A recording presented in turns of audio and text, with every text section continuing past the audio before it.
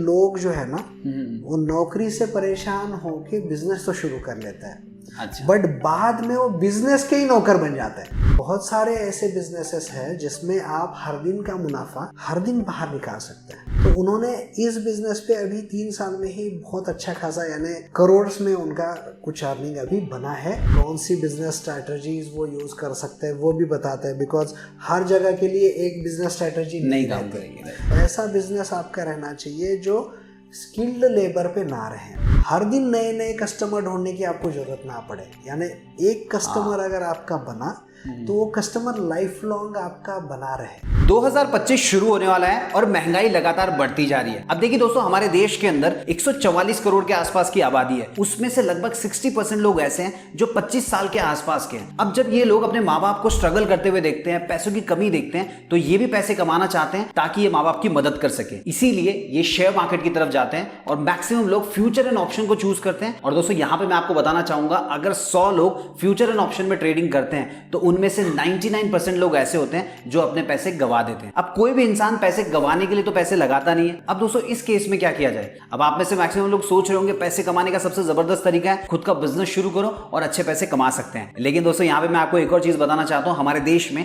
अगर 100 लोग बिजनेस शुरू करते हैं तो उनमें से लगभग 95% लोग ऐसे होते हैं, मतलब 95 लोग ऐसे होते हैं जिनका बिजनेस फेल हो जाता है। अब दोस्तों इस वीडियो को बनाने का मकसद ये नहीं है कि मैं आपको डिसहार्टन कर दूं या फिर मैं आपको निराश कर दूं, क्योंकि आज मैं आपको एक ऐसे इंसान से मिलाने वाला हूं जिनका रेशियो कंप्लीटली डिफरेंट है। जैसे कि मैंने आपको बताया, हमारे देश में अगर 100 लोग बिजनेस शुरू कर रहे हैं तो 95% लोग फेल हो जाते हैं। लेकिन उनके थ्रू जिन्होंने बिजनेस शुरू किया या फिर उन्होंने जिनको बिजनेस शुरू करने के लिए गाइड किया, उनका रेशियो है 95% सक्सेस का। मतलब अगर 100 लोगों ने बिजनेस शुरू किया तो 95% लोग सक्सेसफुल हो जाते हैं। दोस्तों मैं बात कर रहा हूं भारत एग्रीटेक कंपनी के फाउंडर एंड सीईओ शेखर पत्रावाले के बारे में। अब दोस्तों उनके बारे में मैं आपको और इंफॉर्मेशन दे सकूं उससे अच्छा होगा डायरेक्टली उनसे ही बात करते हैं और मैक्सिमम इंफॉर्मेशन लेने की कोशिश करते हैं। शेखर जी, सबसे पहले तो मैं आपका स्वागत करना चाहूंगा हमारे चैनल पे जिसका नाम है कमाओ और कमाने दो। देखिए, मुझे पता चला कि भारत एग्रीटेक कंपनी ने जितने भी लोगों को बिजनेस सेटअप करने में मदद की है, उनमें से रेशियो ऐसा है कि 100 लोगों ने अगर बिजनेस शुरू किया है तो उनमें से 95% से ज्यादा लोग ऐसे होते हैं जो सक्सेसफुल हो जाते हैं। तो आप हमारे व्यूवर्स के साथ वो स्ट्रैटेजी शेयर कर सकते हैं, वो कौन सा सीक्रेट सॉस है आपके पास कि आप किसी को भी बिजनेस में ना सक्सेसफुल बना सकते हैं? डेफिनेटली आपने जो कहा वो सही है कि हमसे जुड़ के बहुत सारे लोग आज बहुत अच्छा कर रहे हैं। उसके पीछे स्ट्रैटेजी बहुत हमने सिंपल रखी है लेकिन बहुत डीप स्ट्रैटेजी रखी है। जैसे आपने देखा होगा बहुत सारे लोग बिजनेस शुरू तो कर लेते हैं बट वो किसी का देखा देखी शुरू कर लेते हैं, पूरा नॉलेज नहीं रहता, या मार्केट रिसर्च भी अगर वो कर लेते हैं तो प्रोज एंड कॉन्स उनको मालूम नहीं है, पूरा स्टडी नहीं होता। तो वो जब स्टार्ट हो जाता है तो कुछ पॉइंट्स वो रह ही जाते हैं जिसकी वजह से वो प्रॉब्लम में आ सकता है। बट हम जब भी हमारे कस्टमर को जो हमारे पास आते हैं उनके लिए कोई ऐसे बिजनेस ऑप्शंस हम रखते हैं कि जिससे उनके पर्टिकुलर एरिया में कौन सा बिजनेस चल सकता है, कौन सा अच्छा रहेगा और क्या क्या पॉइंट्स है जिसकी वजह से लोग कॉमनली फेल होते हैं। जैसे अगर देखा जाए तो कुछ हमारे पॉइंट्स हमने रखे हैं जिससे लोग वो बिजनेस शुरू करने से पहले वो कंसिडर करें। अच्छा। जैसे एक पॉइंट ये होता है कि जब भी आप कोई बिजनेस शुरू करता है तो मार्केट में उसकी डिमांड कितनी है और सप्लाई क्या है। कोई अगर आप प्रोडक्ट बना रहे हो या कोई प्रोडक्ट आप मार्केट में सेलिंग के लिए ला रहे हो तो मार्केट में उसकी अगर डिमांड मान के चलो 100 पीसेस की है और सप्लायर अगर 150 पीस का ऑलरेडी सप्लाई मार्केट में है तो इसका मतलब ये है कि सप्लायर ज़्यादा है, डिमांड कम है, तो डेफिनेटली वो मार्केट बन जाता है परचेसर का, यानी जो खरीदी करने वाला है ना वो फिर प्राइस डिक्टेट करता है तो मार्जिन वगैरह कम होने लगता है, मार्केटिंग का एक्सपेंस बढ़ जाता है। राइट। लेकिन कोई प्रोडक्ट अगर ऐसा हो जिसकी डिमांड ज़्यादा हो और सप्लाई कम हो, जैसे डिमांड हो 150 यूनिट की और सप्लाई हो 100 यूनिट, तब तो सेलर मार्केट बन जाता है। यानी जो आदमी वो चीज़ बेच रहा है उसके हिसाब से लोग पैसा देते भी हैं। जैसे हमने पीछे देखा था कि रेमडेसिविर बोल के एक मेडिसिन कोविड के पीरियड में बहुत यानी लोग उस पर कितना भी ऑन देने को तैयार थे क्योंकि सप्लाई कम था, डोलो टैबलेट्स वगैरह सप्लाई कम था, डिमांड बहुत ज़्यादा थी। तो ऐसे प्रोडक्ट जिसकी डिमांड मार्केट में पहले स्टडी की जाए और उस हिसाब से कस्टमर का प्रॉब्लम देख के आप कोई प्रोडक्ट उसको दे, ऐसे प्रोडक्ट, और साथ ही साथ वो जो डिमांड है वो पूरे साल भर चलती रहे। यानी डिमांड जो भी प्रोडक्ट आप बनाएंगे ना उसकी 365 दिन डिमांड हो। बहुत सारे ऐसे प्रोडक्ट भी होते हैं जो डिमांड काफ़ी बढ़ जाती है सीजन में, सीजनल होते हैं खाली। जैसे रेनी सीजन में छाता या रेनकोट चल जाएगा, बहुत बड़े पैमाने पे वो बिकता है, बट जैसे ही वो पीरियड ख़त्म हो जाता है फिर 8 महीने बस वो काम नहीं चलता। राइट। तो ऐसे बिजनेसेस काफ़ी आगे यानी मुश्किल में आ जाता है क्योंकि वो कैश फ्लो नहीं रहेगा। राइट। और वो डेली एक्सपेंसेस भी निकालना मुश्किल हो जाता है उन बिजनेस में। इसलिए जो प्रोडक्ट की डिमांड साल भर हो, कंसिस्टेंटली हो, और सप्लायर उतने ज़्यादा ना हो जितनी डिमांड है, या प्रोडक्ट उतना ज़्यादा ना हो जितनी डिमांड है, तो ऐसे प्रोडक्ट आपने चूज़ करने चाहिए। अब यहाँ पे एक सवाल आ रहा है जी। देखिए, जो भी ये वीडियो देख रहा होगा उसके मन में आ रहा होगा कि आपने बोला ये बात सही है, लेकिन हम फाइंड आउट कैसे करें कि ये बिजनेस अगर हम कर रहे हैं तो इसकी डिमांड मार्केट में ज़्यादा है लेकिन सप्लाई कम है, या फिर सप्लाई बहुत ज़्यादा है डिमांड कम है? क्योंकि अगर पहले ही पता चल जाए तो कोई भी आदमी उस बिजनेस को नहीं करना चाहिए। ये कैसे फाइंड आउट करें? नहीं, बेसिकली मैं वही बता रहा था कि जैसे अभी देखा देखी लोग शुरू करते का मतलब क्या है। जैसे हम छोटे बिजनेस की बात कर रहे हैं, बहुत बड़ा कोई लार्ज इंडस्ट्री नहीं है। राइट। स्मॉल बिजनेस में लोग क्या करते हैं, यार अभी काम शुरू करना है तो क्या कर रहा है, तो वो दोस्त का, मेरे या दोस्त के रिश्तेदार का वो काम अच्छा चल रहा था, उसका रेडीमेड गारमेंट का अच्छा चल रहा है तो मैं भी शुरू कर लेता हूँ। राइट। तो ये नहीं समझता वो कि उस बिजनेस के क्या प्रोज क्या कॉन्स है और शुरू कर देता है। तो वो हम जब कस्टमर हमारे पास आते हैं, उनका कौन सा एरिया है, उनके एरिया में क्या डिमांड चल सकती है, वो सप्लाई डिमांड उनसे ही समझता है कि क्या उनके एरिया में है। Right. वैसे हमने ऑलरेडी कुछ बिजनेसेस ऐसे ढूंढ रखे हैं कि जिसकी ऑलरेडी मार्केट में काफ़ी बड़ी डिमांड है और उसका जो सप्लाई है वो ऑलरेडी कम है। अच्छा। तो हमारे पास बहुत सारे ऐसे ऑप्शंस कस्टमर्स के लिए है जो ऑलरेडी उनके लिए हम ready to use means implement वो रखते हैं। ये तो आपने बताया एक पॉइंट कि डिमांड और सप्लाई नहीं समझ पाते, इसके लिए फेल हो जाते हैं। इसके अलावा भी और कुछ ऐसे ऑप्शंस होते हैं या फिर ऐसी चीज़ें होती हैं जिसकी वजह से फेलियर देखना पड़ता है? बिल्कुल, ऐसे लगभग 9 पॉइंट्स हैं। अच्छा। उसमें से कुछ पॉइंट मैं बताता हूँ अभी। जैसे डिमांड सप्लाई हो गया, दूसरा रहता है यानी आप जो भी बिजनेस शुरू करना चाहते हैं उस बिजनेस में लगने वाला जो लेबर है वो स्किल्ड लेबर लगेगा क्या, अच्छा, या अनस्किल्ड लेबर भी चल जाएगा। यानी अब कैसे होता है, कोई भी बिजनेस शुरू करता है और उसमें अगर लेबर स्किल्ड अगर आदमी है लगता है तो वो आदमी जब उसको पता चलता है कि बिजनेस जो भी है वो मेरे दम पे चल रहा है तो उसकी डिमांड्स बढ़ती है। मैं उसका एक एग्जांपल देना चाहूँगा। एक बड़े शहर में एक मेरे दोस्त है और उन्होंने देखा कि जो रेस्टोरेंट होटल इंडस्ट्री है वो काफ़ी अच्छी चल रही है। तो देखा देखी उन्होंने फाइनल किया कि यार ये हर दिन कैश फ्लो भी अच्छा है, लोग आज बड़े पैमाने पे रेस्टोरेंट में खाने जा रहे हैं। बहुत सारे घर में तो रात की रसोई ही नहीं चलती, वो होटल में ही जाते हैं। अभी ज़ोमैटो स्विगी होने की वजह से वो घर पे भी बहुत सारा ऑर्डर्स जाने लगा है, तो होटल इंडस्ट्री शुरू करता है ये सोच के उसने शुरू कर दिया। और जब उसने शुरू किया वो मार्केट में जगह चाहिए, उसने लगभग एक बड़ी सी अच्छी जगह ले ली, रेंट भी अच्छा काफ़ी अच्छा था, बट उसको कैलकुलेट किया उसने कि हर दिन का ऑन एंड एवरेज इतना कलेक्शन हो जाएगा, उस हिसाब से सेट हो जाएगा बोल के उसने रेंटल ले लिया जगह लेके उसने उस पर फिर रिनोवेट किया अच्छा खासा, उस पर मीन्स फर्नीचर वगैरह सेट कर दिया, इंटीरियर वगैरह 30-40 लाख खर्च कर दिया उस पर। और उसके जो फिर जो मेन उनको लगना है उसके जो शेफ़ है, आचारी और सर्व करने वाले लोग, उसके एक एजेंसी रहती है, तो वो एजेंसी ने उनको प्रोवाइड कर दिया एक अच्छा शेफ़। अब जब काम शुरू हो गया काफ़ी अच्छा रिस्पॉन्स आने लगा धीरे धीरे राइट। यानी 3-4 महीने में उसका ऐसा था कि उसके रेस्टोरेंट में बैठने को जगह नहीं है, शेफ़ भी अच्छा सर्व कर रहा है, खाना भी अच्छा दे रहा है। अब उसको लगने लगा कि अगर ऐसा ही चला तो मैं 6-7 महीने में मेरा ब्रेक इवन निकल जाएगा, मैं अच्छा कमा लूँगा।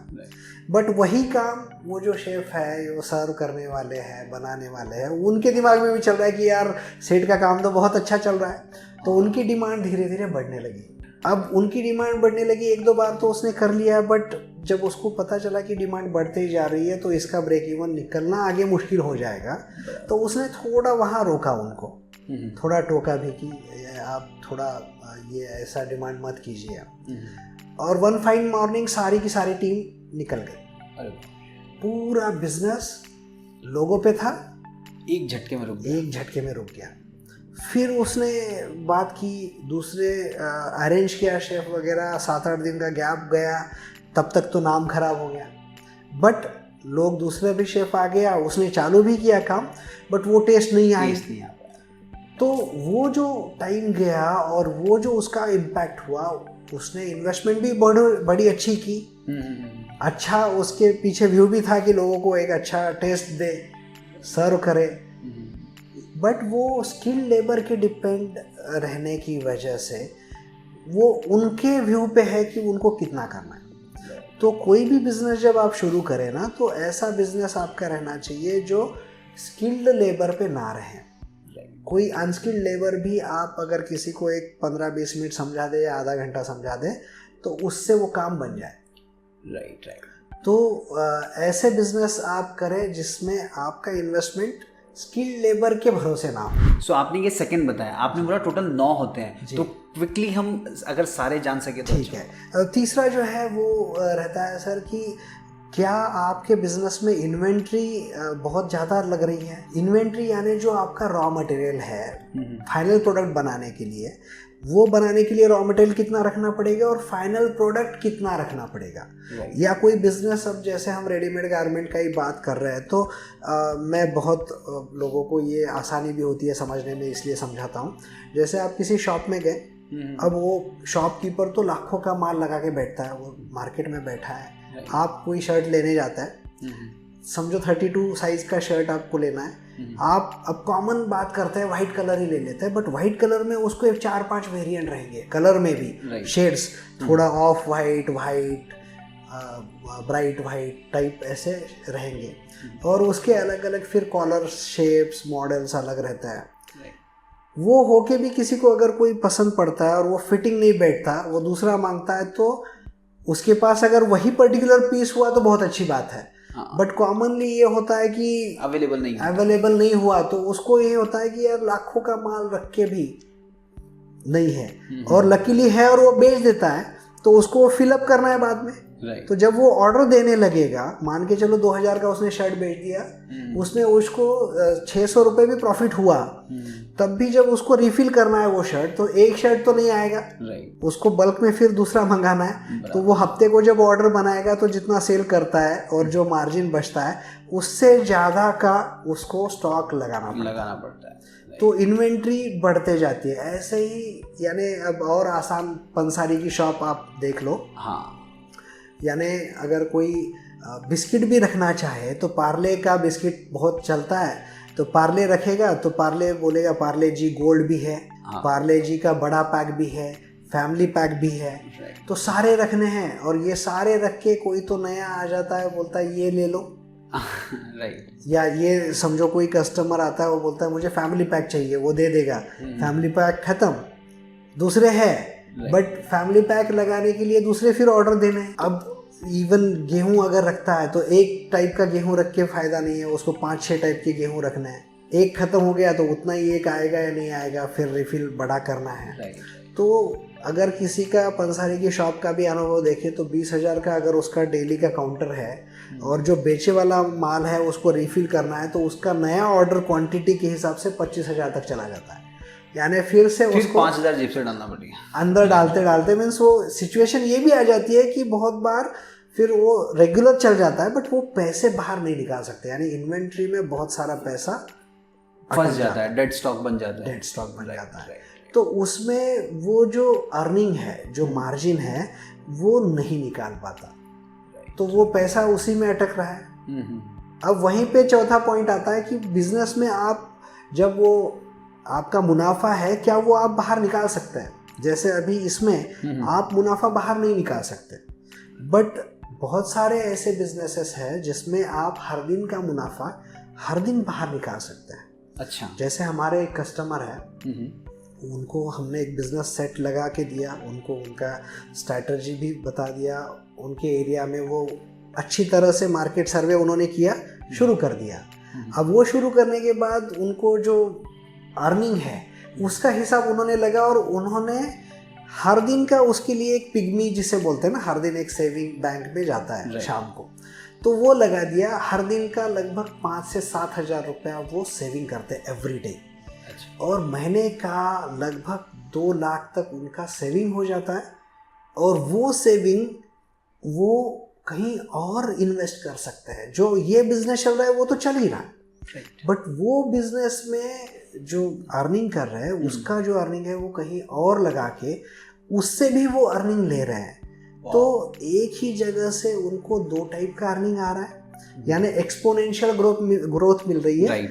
और प्रैक्टिकली 1.5-2 साल में मेरे हिसाब से 3 साल उनको हो चुके हैं अभी, एक जिनका मैं एग्जांपल बता रहा हूँ। तो उन्होंने इस बिजनेस पे अभी 3 साल में ही बहुत अच्छा खासा यानी करोड़्स में उनका कुछ अर्निंग अभी बना है। वो पैसा बाहर इन्वेस्ट कर पाए इसलिए।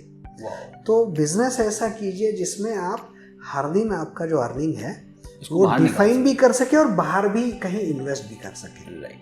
तो ये एक 5वां पॉइंट होता है। अच्छा, ओके। ये 6वां पॉइंट आएगा आपका स्केलेबिलिटी, यानी जो आप बिजनेस अभी सीख चुके हो। जैसे अभी आप कोई बिजनेस कर रहे हो, 6 महीना साल में आपने वो सीख लिया। अब बहुत बिजनेस ऐसे होते हैं जिसको स्केलेबिलिटी नहीं कर सकते, यानी आप उस बिजनेस में अगर खुद वहाँ पे मौजूद है तो ही वो बिजनेस होगा, नहीं तो नहीं होगा।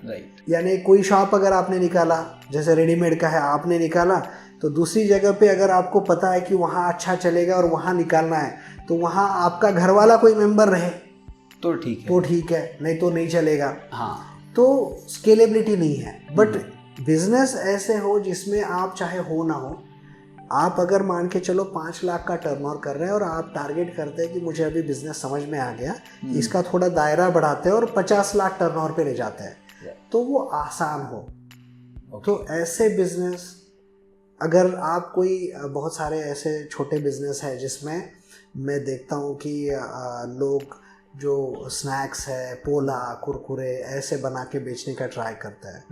बट जब आप उसको स्केलेबल करना चाहते हैं तो ऐसा तो नहीं है कि कोई ऑनलाइन मंगाएगा।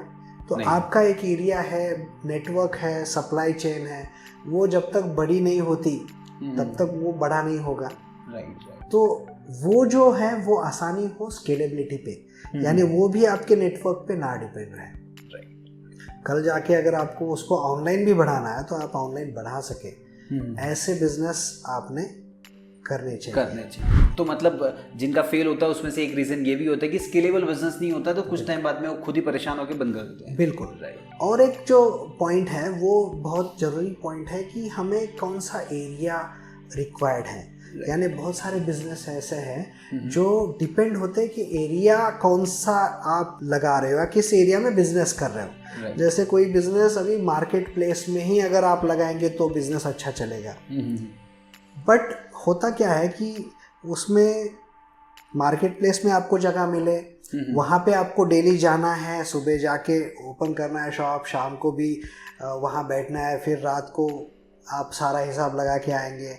तो बहुत बार क्या होता है कि लोग जो है ना वो नौकरी से परेशान होके बिजनेस तो शुरू कर लेते हैं।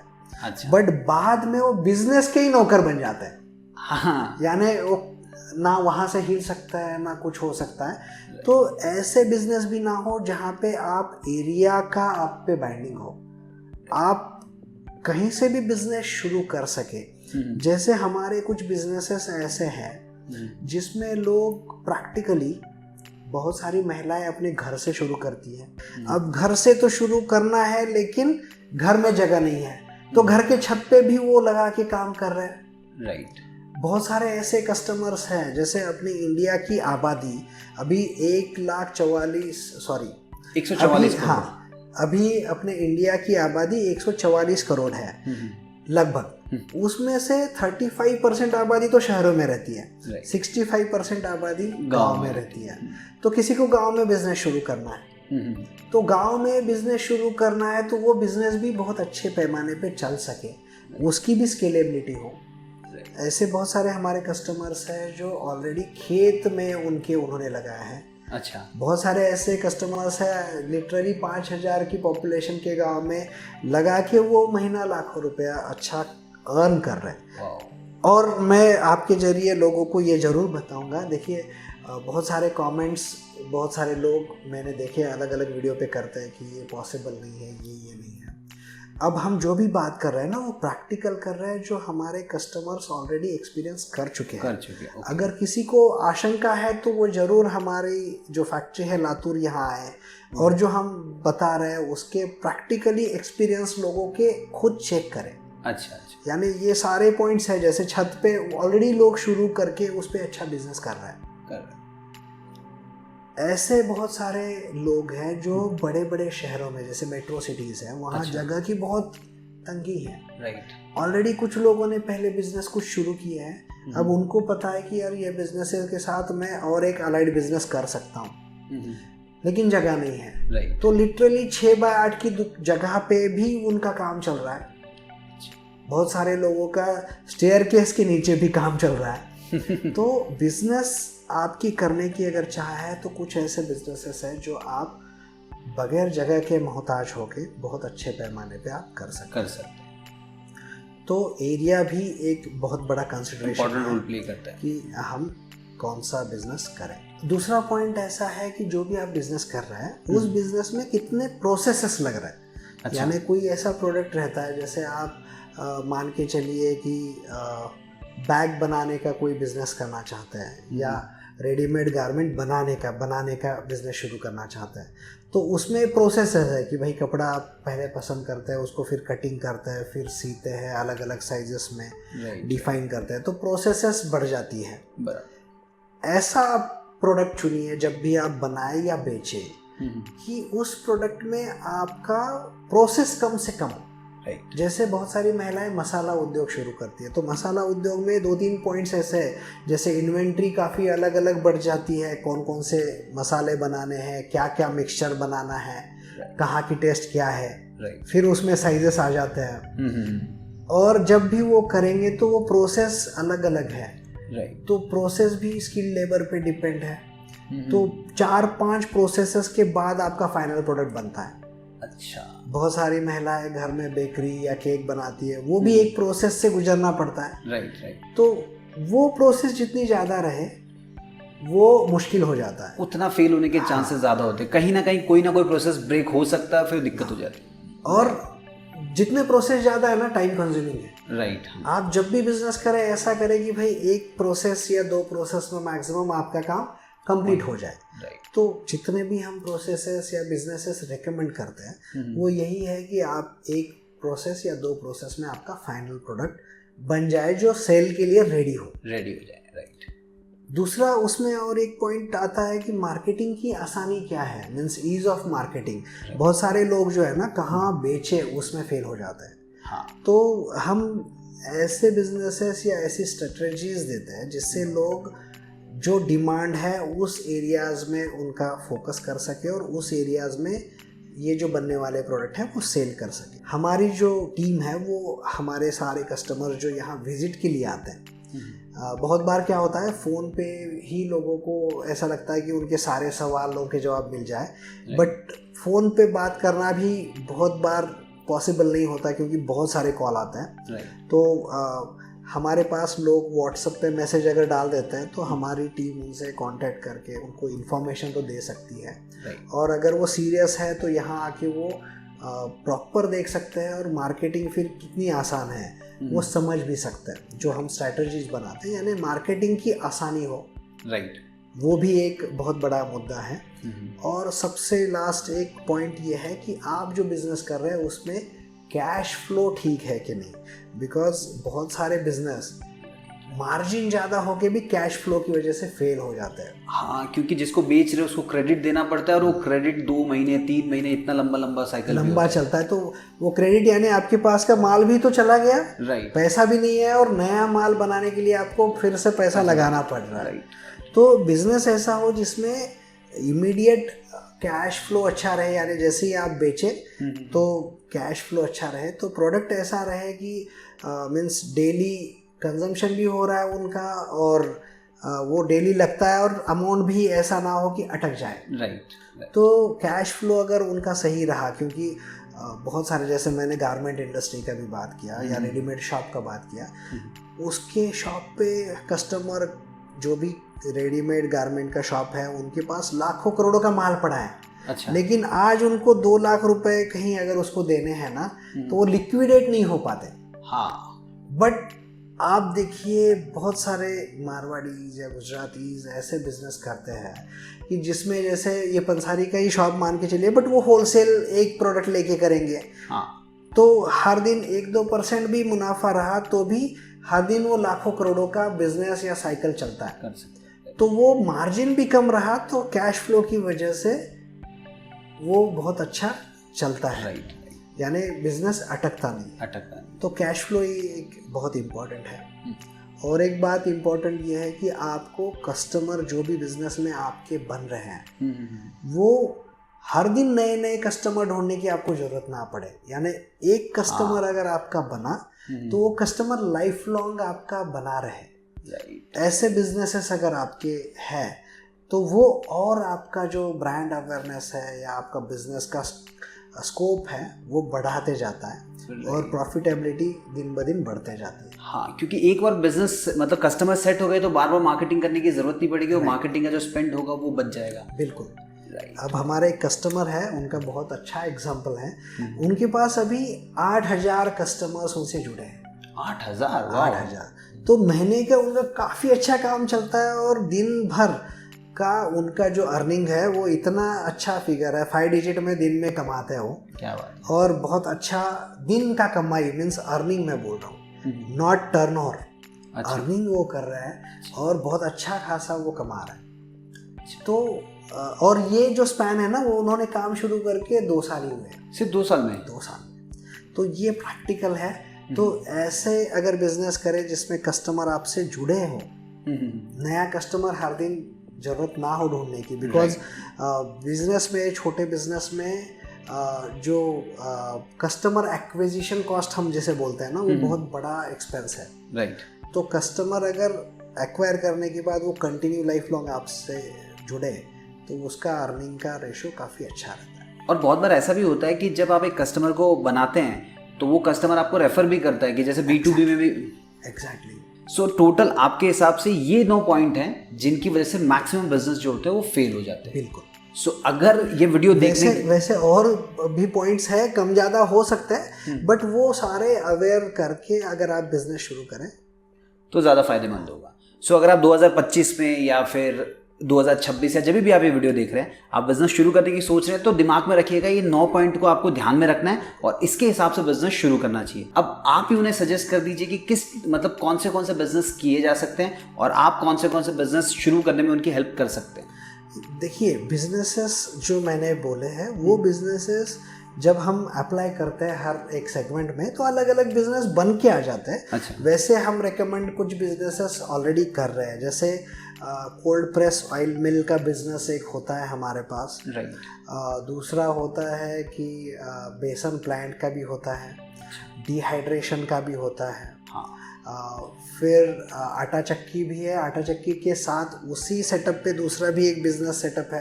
अच्छा। ये हो गए फूड इंडस्ट्री लाइन जो डेली नीड्स है। वैसे ही डेली नीड्स के दूसरे कैटल फीड एक बिजनेस है, काफ़ी बड़ा है वो बिजनेस। यानी जो ये बिजनेसेस है उससे भी उसका स्कोप बड़ा हो सकता है, जो लोगों को ऑलरेडी मालूम नहीं है। मीन्स अच्छा, लोगों को वो आइडिया ही नहीं है कि वो बिजनेस है कहीं पे। तो जैसे कैटल फीड बिजनेस है, वो बिजनेस बहुत सारे लोगों को पता नहीं है, बट उसका स्कोप बहुत बड़ा है। बड़ी बड़ी कंपनियां भी जैसे गोदरेज हो गया, रिलायंस हो गया, सगुना हो गया, ऐसी बड़ी बड़ी कंपनियां ऑलरेडी उस बिजनेस में है। ऐसे बिजनेसेस भी हैं जो कैटल फीड यानी हर दिन भी डिमांड है, बहुत बड़ा स्कोप भी है। साथ ही साथ डिहाइड्रेशन का बिज़नेस भी काफ़ी अच्छा है, जिसमें मेडिसिनल हर्ब डिहाइड्रेशन का भी बिज़नेस काफ़ी अच्छा है। ये बिज़नेस ज़बरदस्त है। मतलब एक्चुअल में अगर हम देखेंगे तो फल मिलता है हमको सस्ता, लेकिन वही अगर डिहाइड्रेट करके बेचे तो बहुत महंगा बेचा जा सकता है। राइट, वो तो एक सिर्फ कैटेगरी हो गई है। ऐसे 300 कैटेगरीज अलग अलग हो सकते हैं। जैसे फ्रूट भी हो गया, फिर मेडिसिनल हर्ब हो गया, यानी 300 आइटम्स भी आप बना सकते हैं। यानी रेडी टू ईट फूड भी हो गया। तो ऐसे अलग अलग यानी यूनिक प्रोडक्ट भी आप डिहाइड्रेशन से बना सकते हैं, जो कि आप घर से भी बड़े आराम से शुरू कर सकते हैं। यानी घर पे वो दिन रात वो काम चलता रहेगा, आपको उस पर ध्यान ज़्यादा देने की ज़रूरत नहीं है। तो ऐसे भी बिजनेसेस हैं।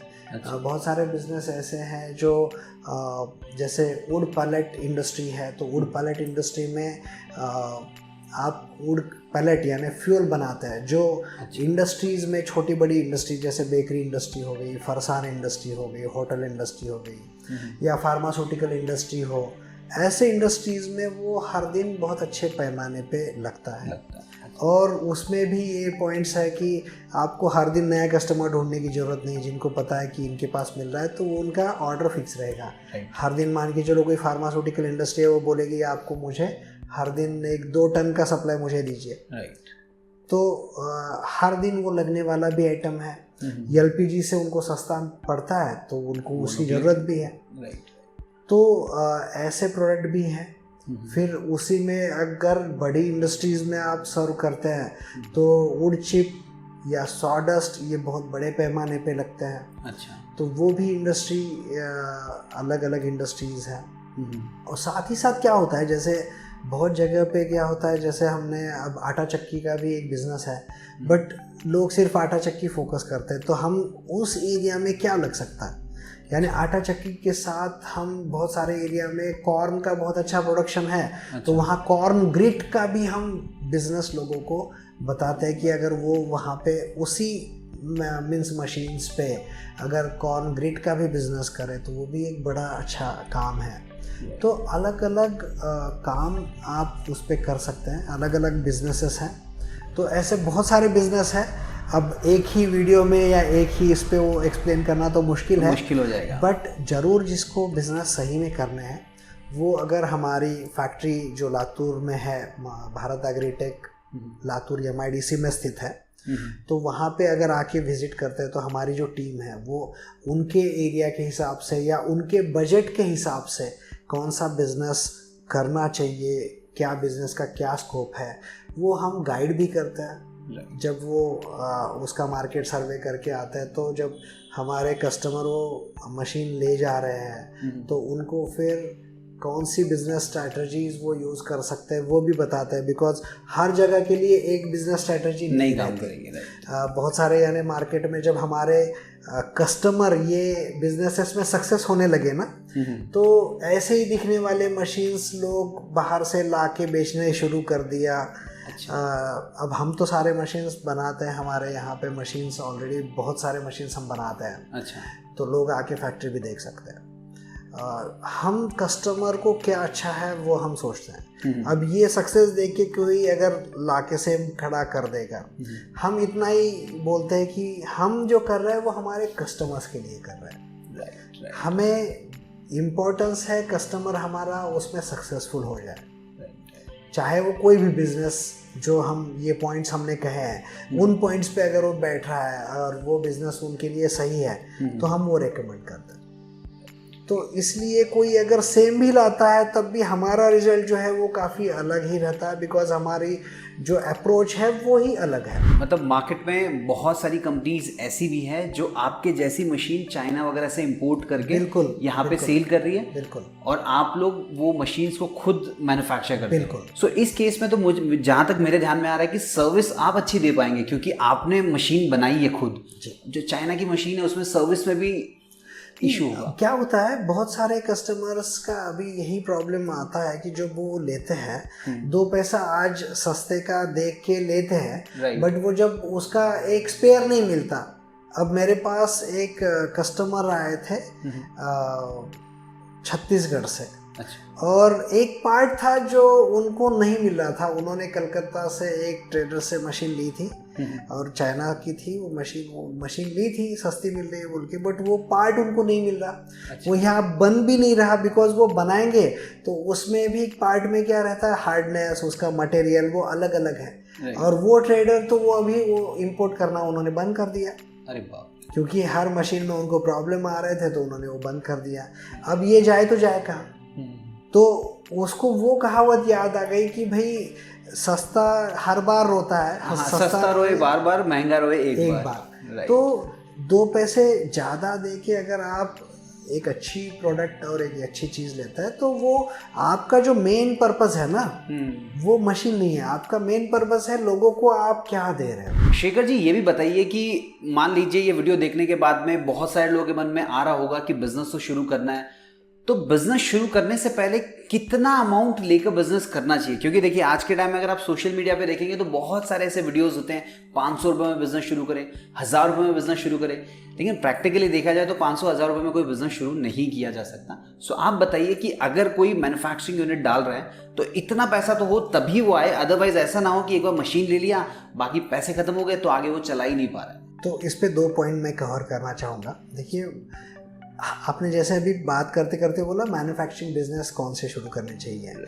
मैं रेकमेंड हम यही करते हैं कि आप खुद का एक मैन्युफैक्चरिंग प्रोडक्ट बनाएं, बिकॉज जब भी आप ट्रेडिंग में हो जाते हो ना, तो ट्रेडिंग में आपकी डिपेंडेंसी दूसरे पे बन जाती है। बट जब आप खुद मैन्युफैक्चर कर रहे हैं कोई चीज़, तो आप खुद का क्वालिटी, खुद का क्वांटिटी सारा आप सेट कर सकते हैं। तो मैन्युफैक्चरिंग ये कोई भी आप करें, आप शुरू कर सकते हैं। और जैसे आपने बहुत सही कहा कि सोशल मीडिया पे बहुत सारे ऐसे बातें आती है कि 5000 लगा लो, 10,000 लगा लो और काम शुरू करो। मैंने ऐसे बहुत सारे केसेस देखे हैं जिसमें लोग उस व्यू को देख के चले जाते हैं और वो 5000, 10,000, फिर 50,000, फिर लाख ऐसे ही गंवा देते हैं। अच्छा। तो जब भी आपको कोई प्रॉपर बिजनेस शुरू करना है, देखिए छोटा सा पंसारी का शॉप भी अगर कोई शुरू करना चाहे ना, तो 10-15 लाख रुपए तो ऐसे भी लग जाते हैं। बट जब आपको स्टार्ट करना है तो मुझे ऐसा लगता है कि कम से कम एक 4 से 5 लाख रुपए से आप शुरू कर सकते हैं अच्छा खासा बिजनेस, जो रीज़नेबल हो। क्योंकि मैं ये भी कहूँगा कि जब भी आप बिजनेस करते हैं, नव जो युवा है या जो गृहिणियाँ है, वो जब भी बिजनेस शुरू करती है तो एक सपना रहता है कि मैं लाखों कमाऊँ। बट वो लाखों कमाने के लिए आपको कुछ फेज से गुजरना पड़ता है, परफेक्शन लाना पड़ता है। तो पहले आपको 1000 रुपये कमाना शुरू करना चाहिए, फिर लाखों में आप खेल सकते हो, और फिर जैसे मैंने कहा कि आप बहुत अच्छा करोड़ों में भी खेल सकते हो। जैसे मैंने पीछे कहा कि जो ये बिज़नेस आप परफेक्ट करते हो और कैश विड्रॉ आप जो आपका अर्निंग है वो करके उसको अलग जगह पे आप कहीं इन्वेस्ट कर रहे हो, तो वो इन्वेस्ट करके भी आपका अर्निंग बनना जब शुरू हो जाता है तब आपका एक्सपोनेंशियल ग्रोथ होता है। बट तब तक आपको सर्वाइव करना है और शुरू में आपको 100 रुपये, 1000 रुपये, फिर लाख रुपए ऐसे स्टेज से आपको अर्निंग करनी पड़ेगी। बट जब भी आप बिजनेस करेंगे, मुझे ऐसा लगता है कि जगह का छोड़ के, यानी जो रॉ मटेरियल या मशीन से आप 5-6 लाख रुपए से भी शुरू बड़े आराम से कर सकते हैं। सो इनिशियली 4 से 5-6 लाख रुपए तक का इन्वेस्टमेंट चाहिए होगा बिजनेस सेटअप करने के लिए। उसके बाद में थोड़ा बहुत पैसा बिजनेस को रेगुलर बेसिस पे चलाने के लिए भी चाहिए होता है, तो वो कितना लगभग होगा तो ज़्यादा अच्छा है? नहीं, हम वही जब बात कर रहे थे ना, ये जो हमने बात की कि क्या क्या इम्पोर्टेंट है, तो उसमें वो भी चीज़ आ गया कि आपका डेली वर्किंग कैपिटल ज़्यादा अटके ना। राइट। तो हम जितने भी बिजनेस रेकमेंड करते हैं ना, उसमें ये ट्राई करते हैं कि उनका डेली छोटे अमाउंट पे ही सर्कुलेशन चलने लगे। अब हमारे पास ऐसी एक सक्सेस स्टोरी है, एक कस्टमर थे और प्रैक्टिकली उनके पास, यानी एज अभी 35-40, 40 की एज में अभी पैसा हाथ में नहीं है, 3000 रुपये जेब में लेके आए थे और उनको बिजनेस करना था। 3000? हाँ, बिजनेस करना था उनको, सारा सेटअप समझ में आ गया।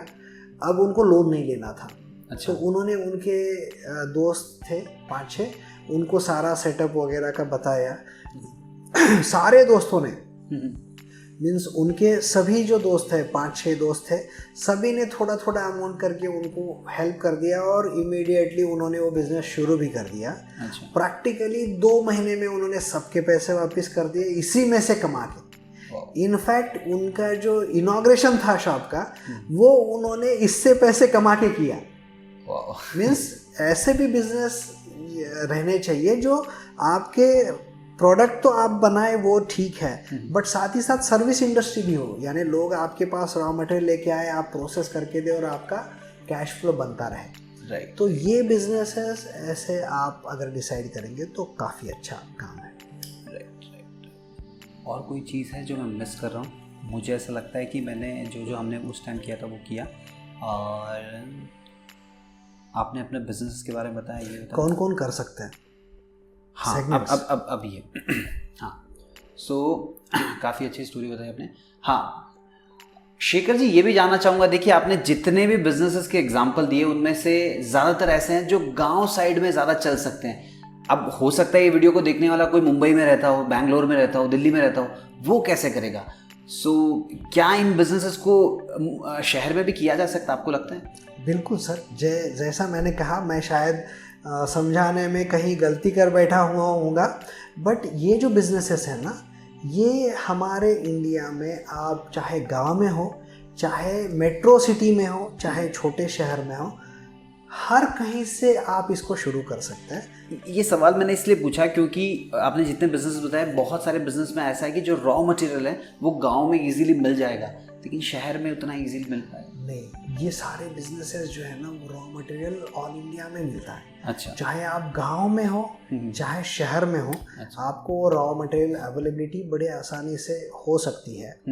अब जैसे शहर में बहुत सारे हमारे ऐसे कस्टमर्स हैं जो बॉम्बे में बैठ के, हैदराबाद में बैठ के, दिल्ली में बैठ के ऑलरेडी काम कर रहे हैं।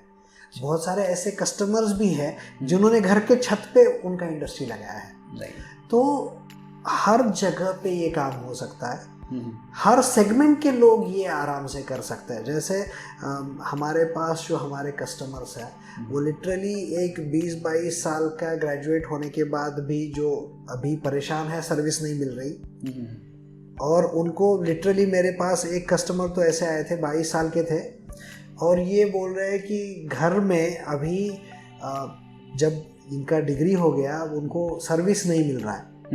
और यहाँ पे ऐसा है कि गवर्नमेंट सर्विस यानी MPSC, UPSC कुछ भी वो ट्राई करे, तब भी उसके भी जगह या वैकेंसीज नहीं निकल रहे। राइट। 4-4, 5-5 साल, तो कितना देर कोई इंतज़ार करेगा। और इनका डिग्री होने के बाद इनको शर्म आने लगी थी कि अगर शेविंग को मुझे करना है तो पैसे घर से मांगूँ कैसे, यानी ये परेशानी ये हो रही है। तो वो जब आए, उनको जब ये सारा सेटअप बताया, उन्होंने जब ये मार्केट सर्वे भी किया, उन्होंने शुरू भी किया। आज की डेट में वो 22 साल का युवा प्रैक्टिकली महीने का 1.5-2 लाख कमा रहा है। और ऐसे भी लोग हैं जो गृहिणियां हैं, जो घर का काम करके साथ साथ में ये काम कर रही है। बहुत सारी गृहिणियां ऐसी भी है जो पहले गृह उद्योग कर रही थी, बट वो गलत, यानी जैसे मैंने कहा कि दाल बनाने का एक छोटा गृह उद्योग रहता है, उसमें गए, लेबर इंटेंसिव बिजनेस है वो, उससे परेशान हो के फिर हमारा एक बिजनेस सेटअप शुरू किया।